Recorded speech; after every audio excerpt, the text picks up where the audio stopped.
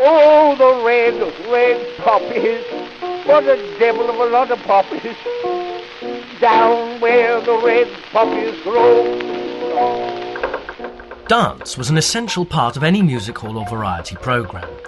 Ballet and stage hornpipes were relatively common in all theatres, but clog dancing was a regular feature on most northern bills at Free and Easy's, Penny Gaff's and the smaller music halls.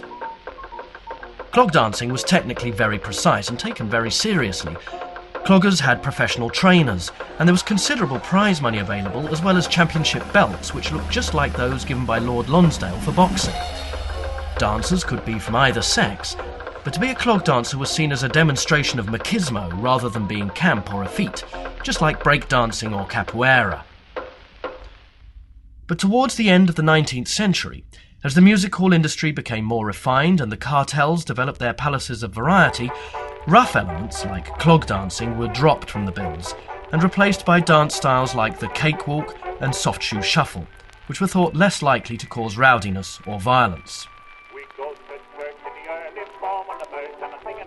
The minstrel tradition of blacking up faces with burnt cork and performing in a large semicircle featuring banjos, tambourines and bones came to Britain in 1836 with America's Tim Rice, who performed a parody of African-American music and dance called Jump Jim Crow. Raucous music, dance and comic wordplay were key components of the minstrel form that caught on quickly with audiences in a noisy auditorium. The minstrel styles of humour, featuring stump speeches, would develop into the monologues and wordplay familiar to many Edwardian entertainers, and through to artists like Rob Wilton and Ronnie Barker. Minstrel crosstalk formed the basis of the banter delivered by double acts from Leno and Campbell to Jewell and Warris, Morecambe and Wise, and on to Ant and Dec and the Chuckle Brothers. It's impossible to understand how comedy and music evolved in Britain without examining the role of African Americans and burnt cork minstrelsy.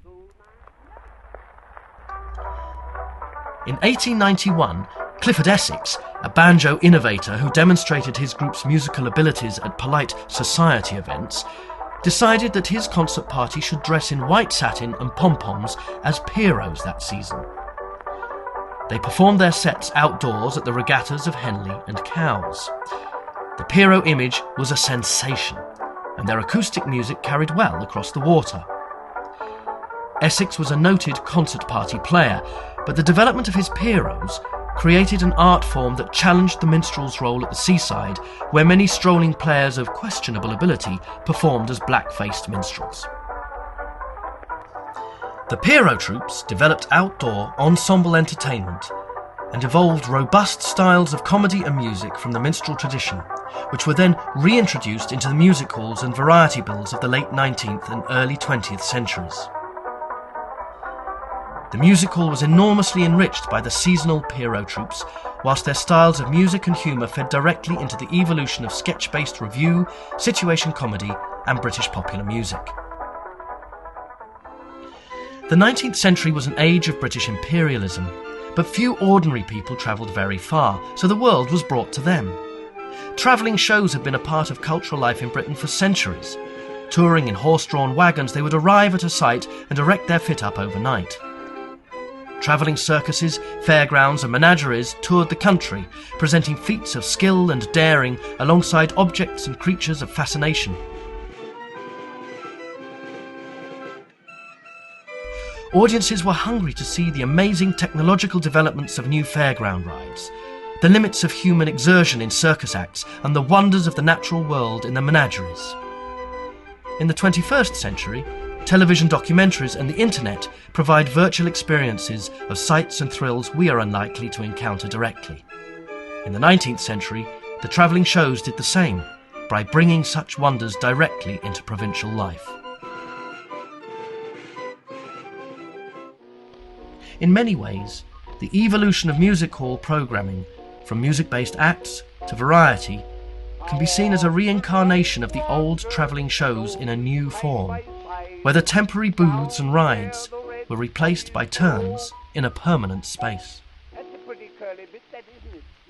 By the 20th century, popular entertainment of every kind had been plundered to feed the hungry new industry of variety.